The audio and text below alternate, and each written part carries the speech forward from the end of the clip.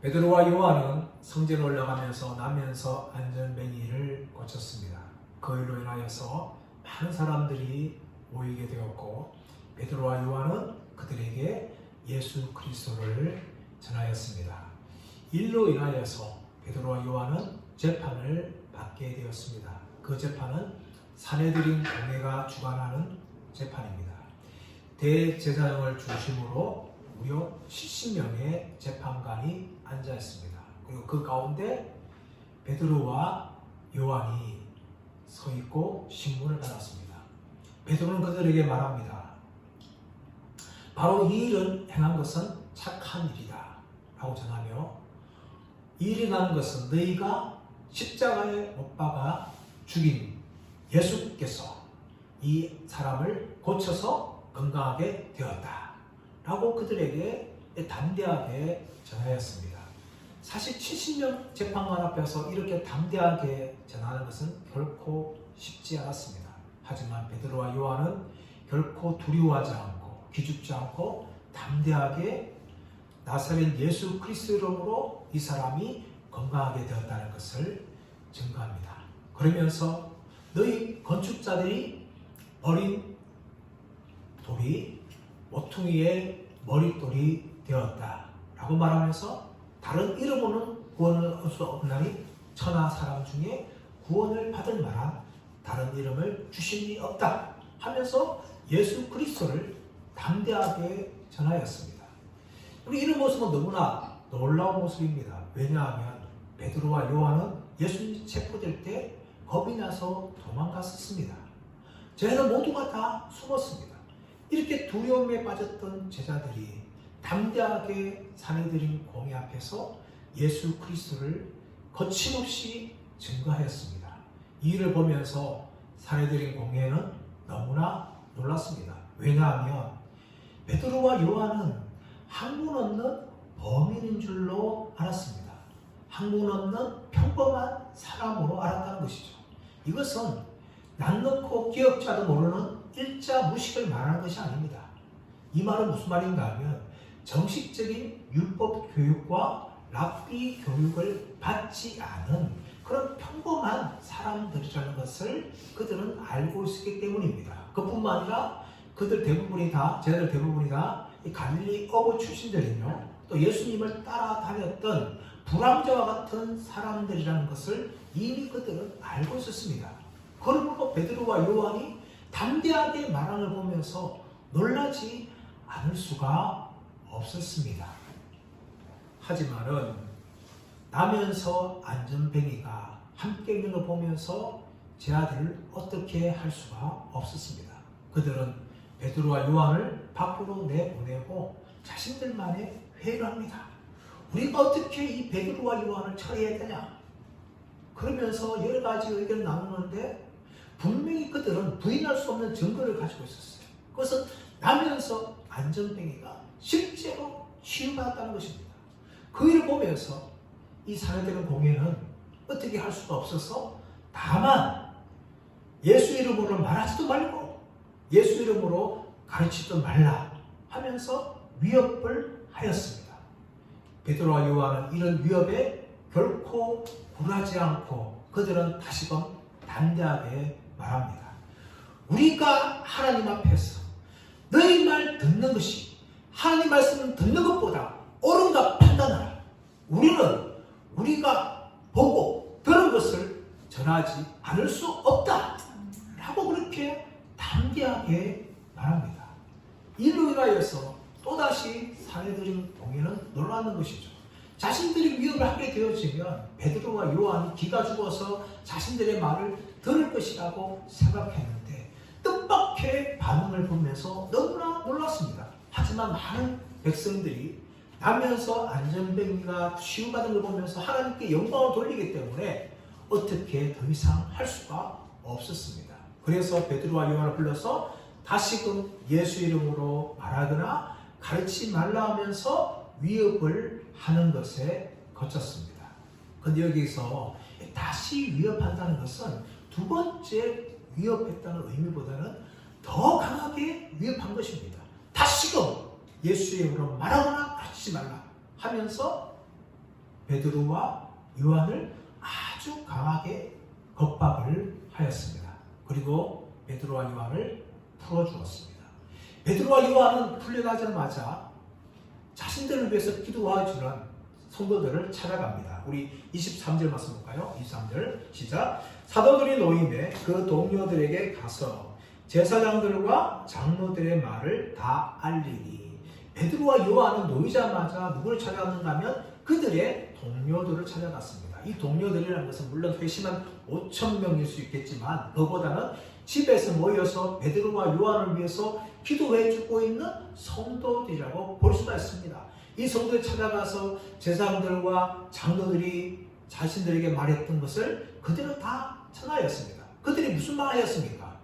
베드로와 요한을 위협하면서 다시는 예수 그리스도의 이름으로 가르치거나 말하지 말라, 이렇게 이 제자들의 말을 전하였습니다.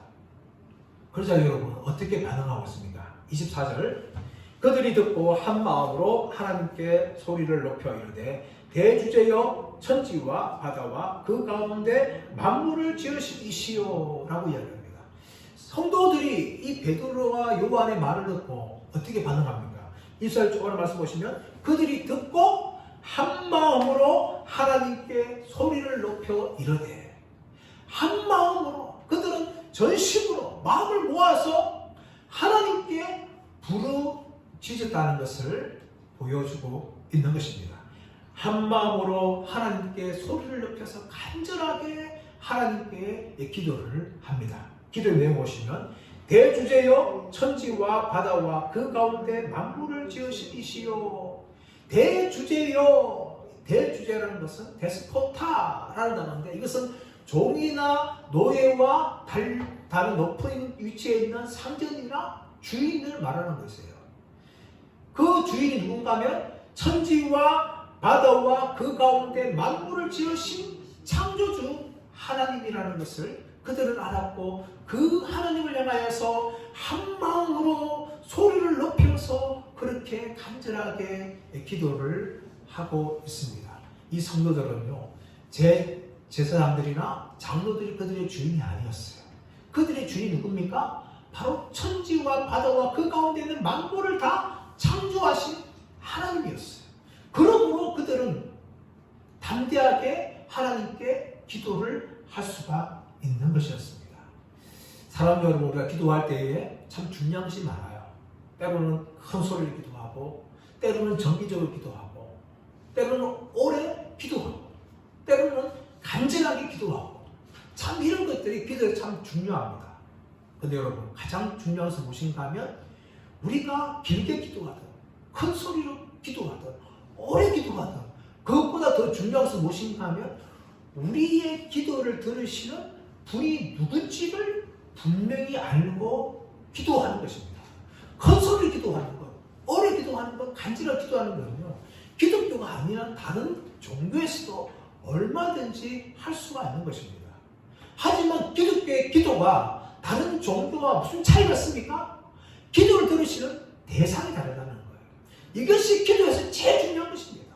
우리의 기도를 들으시는 분 누군가 하면 대주제시며 천지와 바다와 그 가운데 만물을 다 창조하신 창조주 하나님이라는 것을 우리는 분명히 알고 그렇게 기도를 해야 됩니다. 제사장들과 장로들의 위협을 받았던 사도들과 성도들은 그들이 가진 권세보다 비교할 수 없는 어마어마한 권세를 가지고 계시는 창조주 하나님을 향하여서 그들은 간절하게 기도를 했다는 것입니다. 두 번째, 그들은 누구를 기도했습니까? 계시 하나님을 향하여서 기도했습니다. 25절에서 26절 말씀 보겠습니다. 함께 읽겠습니다. 시작. 또 주의 종 우리 조상 다윗의 입을 통하여 성령으로 말씀하시니 어찌하여 열방이 분노하며 족속들이 허사를 경영하는고 세상의 군왕들이 나서며 관리들이 함께 모아 주와 그의 그리스도를 대적하도다 하신 이로소이다. 지금 무엇을 인용하면서 기도하고 있는가 하면 시편 2편 1절과 2절에서 다윗이 노래했던 이 부분을 가져와서 기도한다는 것이죠. 근데 25절 말씀 보시면 또 주의 종 우리 조상 다윗의 입을 통하여 무엇을 말하고요? 성령으로 말씀하시기를. 그럼 이것이 왜 중요합니까? 시편 2편 1절 2절에는 분명히 다윗의 시예요. 다윗은 자신을 향하여서 대적하는 세상의 군왕들과 열방들이 아무리 반대할지라도 하나님이 반드시 승리하신다는 것을 시편 2편에서 말하고 있어요. 그런데 오늘 성도들은 이 시편 2편 1절 2절이 다윗의 입을 통하여 말한 것이지만 그것은 단지 다윗의 시가 아니라 성령으로 말한 것이다 라고 이야기하는 겁니다. 이것은 무엇입니까? 다윗이 비록 시편 2편 1절 2절에서 열방이 자신을 향하여서 대적하고 공격하는 것을 말하였지만 그것은 단지 다윗으로 그친 것이 아니라 바로 26절 하반절에 나오듯이 주와 그리스도를 대적하신 것이다 라고 지금 이야기하면서 기도하는 것입니다. 이미 다윗은 오래전에 예수님의 조상으로서 살았고 또 수많은 시편을 노래했습니다. 그 중에 시편 2편을 노래하면서 열방이 자신을 향하여서 하는 공격을 노래했지만 그것은 단지 다윗의 노래가 아니라 성령께서 다윗의 입을 통하여 다윗의 후손이신 예수 그리스도를 세상의 군왕과 열방이 대적하는 것이라는 것을 말하고 있는 것입니다. 바로 그것이 있기 때문에 예수님을 향하여 대적했고 사도들 향하여 대적하는 것이라고 이들은 고백을 하고 있는 것입니다. 이들이 기도한 대상은 뭡니까? 두 번째는 계시의 하나님이셨어요. 단지 시편 2편뿐만 아니라 이미 오래전에 수많은 성경의 구절들을 통하여서 예언해 주신 그 하나님의 말씀을 하나님께서 지금도 이루고 계신다는 것을 말하고 있는 것이죠. 세 번째로 이들이 기도한 대상은 역사의 하나님입니다. 우리 27절 28절 시작. 과연 헤롯과 본디오 빌라도는 이방인과 이스라엘 백성과 합세하여 하나님께서 기름 부으신 거룩한 종 예수를 거슬러 하나님의 권능과 뜻대로 이루려고 예정하신 그것을 행하려고 이 성회에 모였나이다. 아멘. 과연 헤롯과 본디오 빌라도는 이방인과 이스라엘 백성과 합세하여 하나님께서 기름 부으신 거룩한 종 예수를 거슬렀다. 이것이 역사입니다. 헤롯은 누굽니까?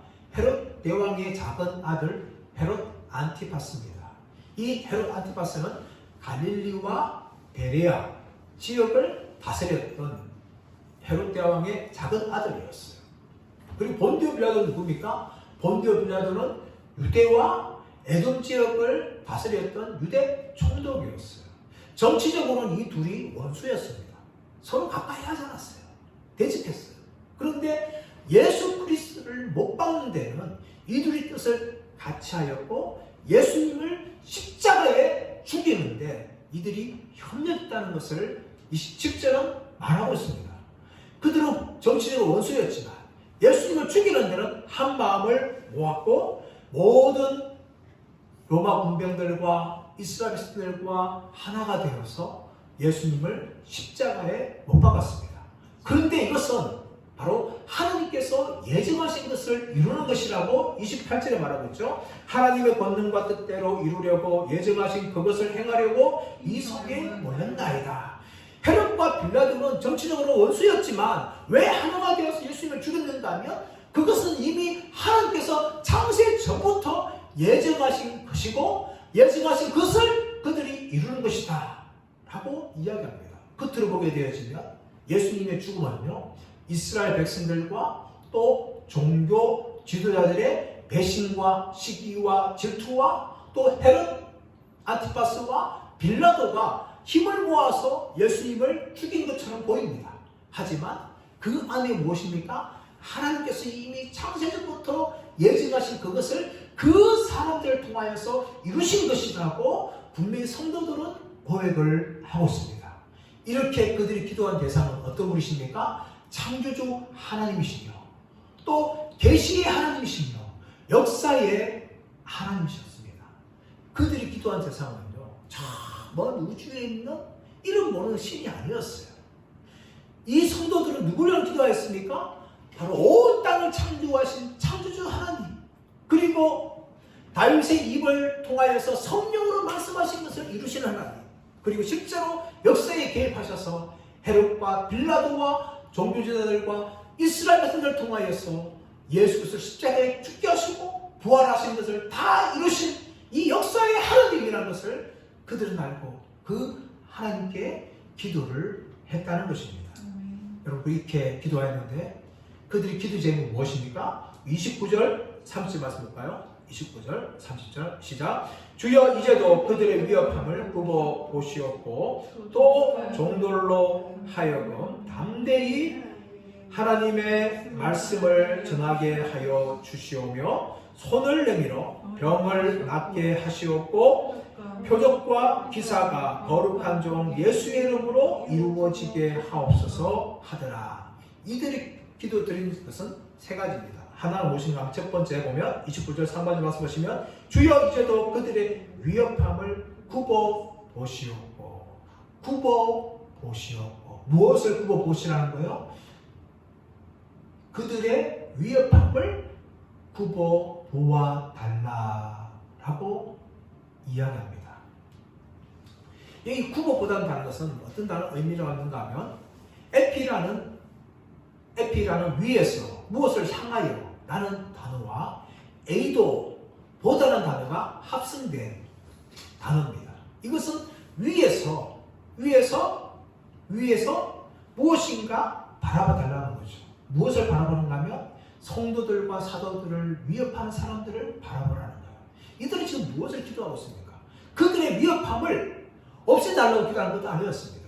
그리고 자신들을 위협하는 사람들을 하나님 제거해 주세요. 멸망당하게 해주세요. 그렇게 기도하는 것도 아니었습니다. 이들이 기도하는 것은 그들의 생명과 안전을 하나님께 맡기면서 사람들의 위협함을 하나님께서 살펴봐 주세요. 이렇게 그들은 기도한 겁니다. 두 번째 무엇을 기도합니까? 29절 하반절 말씀 보시면 또 종들로 하여금 담대히 하나님의 말씀을 전하게 하여 주시오며 이런 위험함이 있지만 결코 두려워하지 않고 담대하게 자신들이 하나님의 말씀을 전하게 해달라고 그들은 이렇게 기도하고 있습니다. 더 나아가서 30절 말씀 보시면 손을 내밀어 병을 낫게 하시옵고 표적과 기사가 거룩한 종 예수의 이름으로 이루어지게 하여 주옵소서 라고 기도하고 있습니다. 여러분 왜 이들이 3절에서 손을 내밀어서 병을 낫게 하고 또 표적과 기사가 거룩한 종 예수의 이름으로 나타나게 해달라고 그렇게 이들이 기도하고 있습니다. 복수하기 위해서입니까? 아니면 자신들의 능력을 드러내기 위해서일까요? 아닙니다. 여러분. 이들이 이렇게 손을 내밀어서 병을 고치고 표적과 기사가 드러나기 위한 것은 바로 예수 그리스도께서 메시아 되심과 또 지금 하나님 나라를 전파하기 위해서 자신들을 통하여서 표적과 기사가 나타나고 병 고치는 것이 나타나달라고 그들은 기도한 것입니다. 단지 그들의 능력을 드러내고 또 그들을 복수하기 위해서 한 것이 아니라 정말 예수님을 전하고 하나님 나라를 확장하기 위해서 이런 표적과 기사가 나타나게 해달라고 이들은 간절하게 소리 높여 기도를 한 것입니다. 그러자 그 결과가 나타나죠. 31절 말씀 보시면 빌기를 다함에 모인 것이 진동하더니 무리가 다 성령이 충만하여 담대히 하나님의 말씀을 전하더라.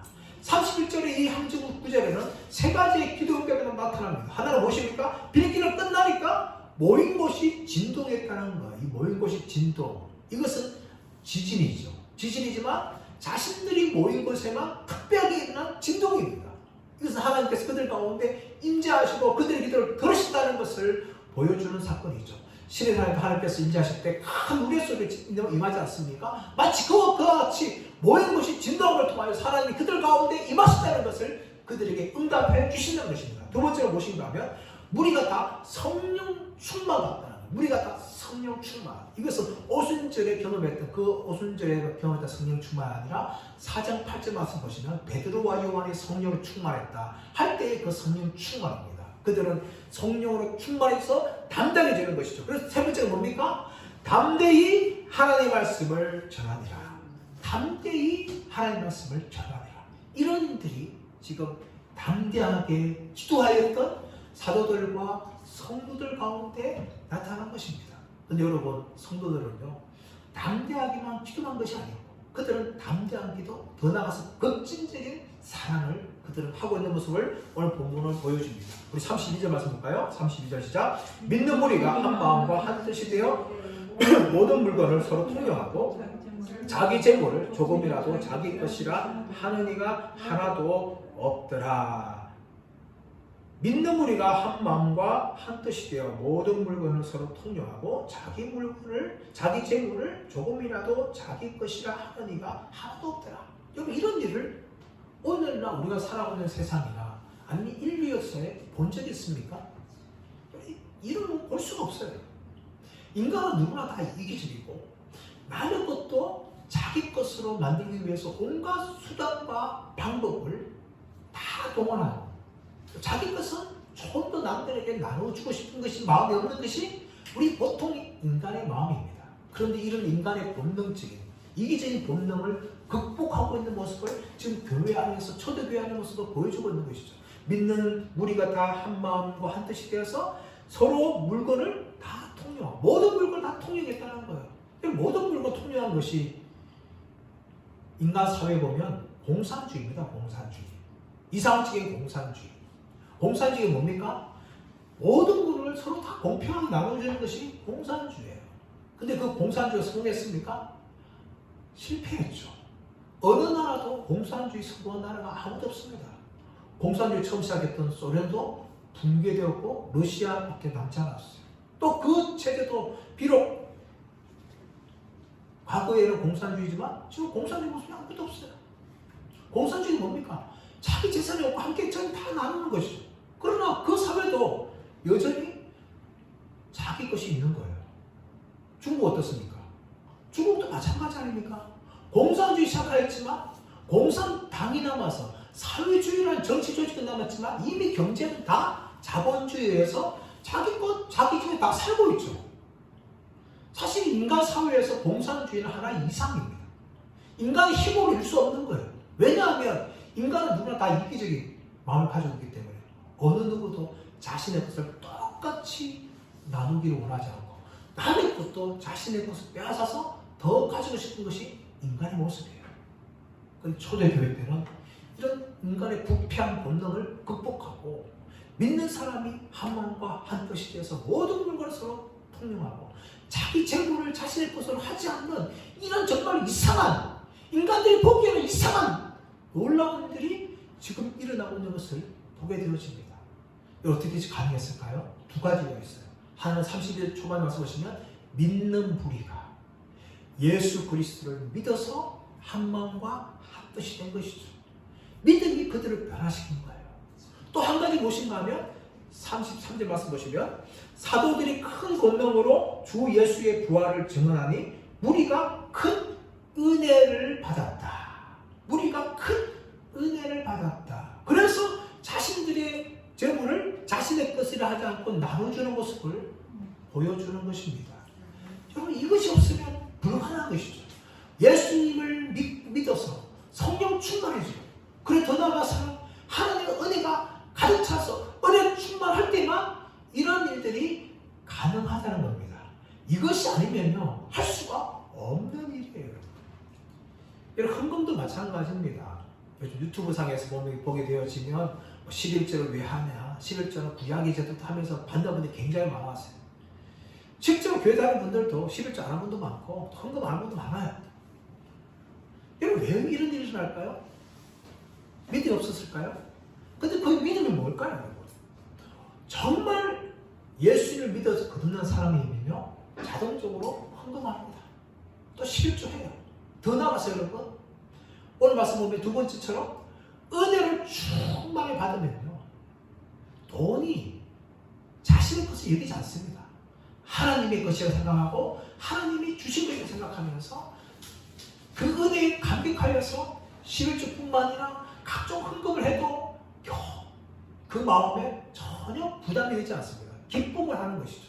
무엇이 들어가야 되는 거죠? 믿음이 들어가야 되는 거예요. 은혜가 들어가야 돼요. 그럴 때 여러분 어떤 헌금도 아깝지 않습니다. 근데 우리 가운데 믿음이 메마르고 은혜가 메마르면요 교회 헌금 내는 게 너무 아까워요. 내 것으로도 없는데 내 것도 없는데 뭐 교회 갔다 치나 하면서 불편한 사람들이 늘어납니다. 그 안에 뭐가 없는 거예요? 믿음이 없는 거예요. 은혜가 메마른 거예요. 믿음에 충만해지고 은혜가 충만해지면요 하나님께 드리는 건요 결코 아까워하지 않습니다. 더 드리고 싶지. 형편이 못 돼서 더 못 드리는 것을 아쉬워서 그러지 하나님께 최대한 드리고 싶은 것이 믿음 충만한 사람, 은혜 충만한 사람들의 모습입니다. 초대교회가 이렇게 할 수 있다는 것은 무엇입니까? 바로 그들 가운데 믿음이 충만했어요. 은혜가 충만했어요. 그러니까 자신들이 가진 것들 자기의 소유였지만 기꺼이 사람들 향하여서 그렇게 나누어줍니다. 그 결과가 뭡니까? 34절 말씀 하반절 말씀 보시면 34절 초반 보시면 그 중에 가난한 사람이 없으니 그 중에 가난한 사람이 없으니 초대교회 안에도 물론 부자도 있고 가난한 사람도 있었습니다. 근데 가난한 사람이 없다고 말하고 있어요. 이것은 신명기 15장 2절 말씀이 임한 겁니다. 신명기 15장 2절 말씀 보시면 내 하나님 여호와께서 네가 들어가는 그 약속의 땅에서 내게 복을 주고 너희 중에 가난한 자가 없으리라. 그렇게 말씀합니다. 그 신명기 15장 2절 말씀이 오늘 초대교회 안에 그대로 다 이루어지는데 어떻게 이루어지는 거예요? 은혜 받고 믿음 충만한 사람들이 자신의 것을 기꺼이 나누어줘서 사람들을 채워주니까 그들 중에 가난한 사람이 없다라는 것을 보여주는 것입니다. 이것이 바로 은혜 충만한 믿음 충만한 사람들 모인 교회의 모습이에요. 그들이 어떻게 합니까? 35절 말씀 보시면 사도들의 발 앞에 두매 그들이 각 사람 필요를 따라 나누어 줍니다. 자신들의 것을 팔아서 사도들의 발 앞에 둡니다. 34절 하반절 보시면 이는 밭과 집 있는 자는 팔아 그 판 것의 값을 가져다가 사도들의 발 앞에 두었다. 판 것의 값을 가지고 사도들의 발 앞에 두었다는데 그 판 것의 값은요 판 것의 전부를 말합니다. 나중에 5장 말씀 보시면 아나니와 삽비라제가 뭡니까? 판 것 중에 일부를 가져와서 전부를 하면서 속여준 것이죠. 그런데 이 사람들은요 자기의 팥을 팔았어요. 소유를 팔았어요. 근데 판 것을 일부를 빼돌리지 않고 그 판것의 값을 전부를 사도들의 발 앞에 둔 거죠. 사도들의 발 앞에 두었다는 것은 사도들의 주관하여서 이것을 사람들에게 나눠주는 것을 이야기하는데 그들이 바친다 해서 아무런 그들이 하는 것이 아니라 전적으로 사도들이 처리할 것을 다 맡긴 것을 보여주는 것입니다. 사도들 어떻게 합니까? 각 사람의 필요를 따라서 그 판 것을 사람들에게 나누어 줍니다. 사도들도 인간이죠. 사도들 인간이라서 얼마든지 자신한테 잘 보이는 사람, 이쁜 사람들에게 그렇게 나누어 줄 수 있는데 그렇게 하지 않았습니다. 어떻게 합니까? 교회 안에 있는 사람들의 각 사람의 필요를 따라 그 판값의 모든 것들을 다 공정하게 그렇게 나눠준 겁니다. 이것은 사도들도 믿음 충만하고 은혜 충만한 사람이라는 것을 보여주는 것이죠. 믿음 충만하고 은혜 충만하기 때문에 그 모든 것들을 가지고 다 그렇게 나누어 주었던 것입니다. 그렇다고 여러분 오늘날 저와 여러분이나 또 교회 안의 모습은 어떻습니까? 정말 가난한 사람들이 없어서 고통한 사람들이 없습니까? 여전히 있습니다. 왜 이런 일이 발생할까요? 초대교회 때처럼 은혜 충만하거나 믿음 충만하지 않기 때문입니다. 물론 세상에서 다 채워줄 수는 없어요.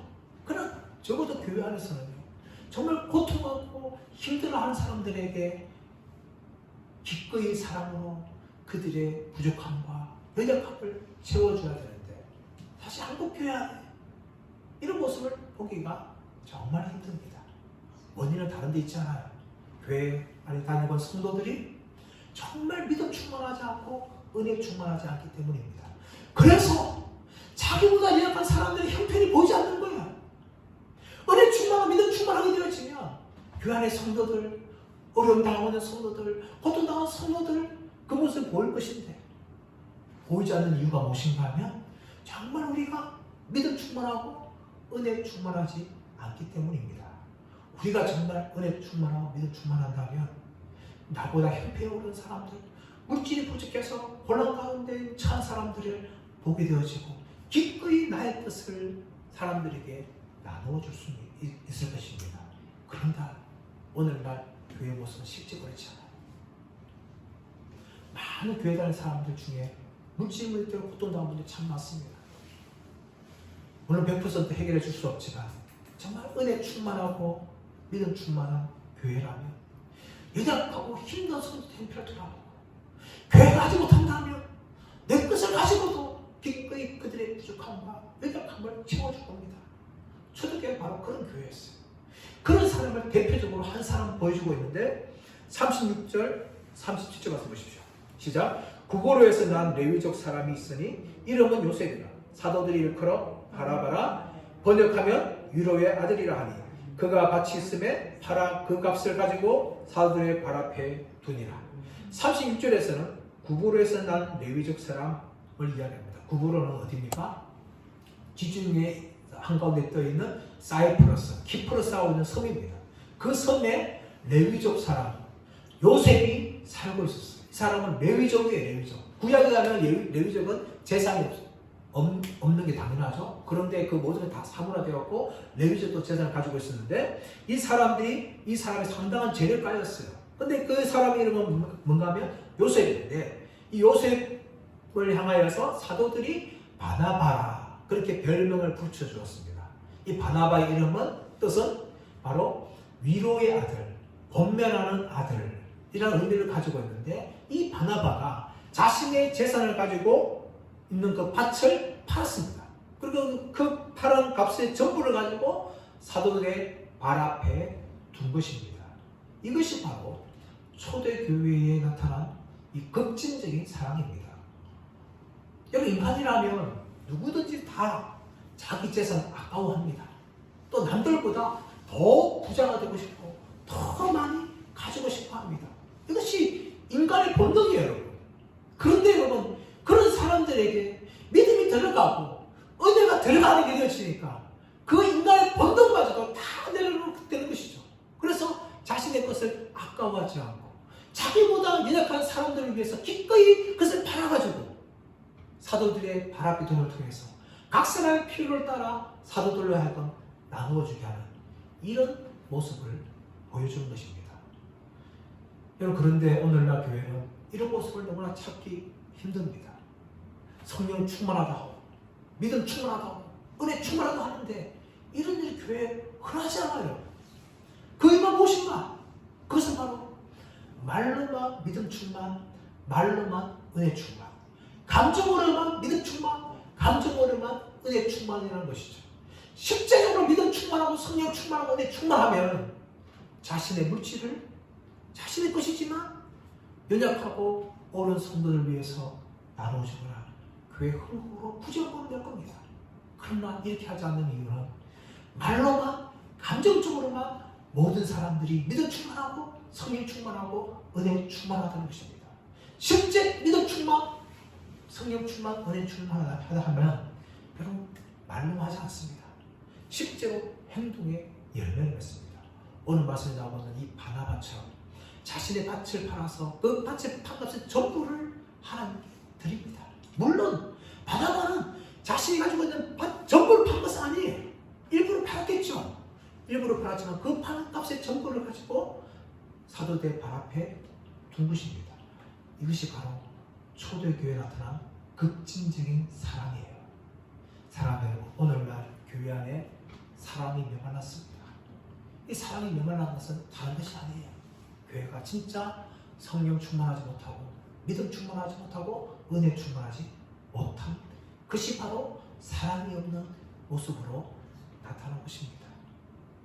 세상 그 어디에도 사랑을 찾을 수 없지만 정말 교회 안에마저도 사랑이 없다면 우리가 어디 가서 사랑을 찾으며 그 사랑 가운데 갈 수 있겠습니까?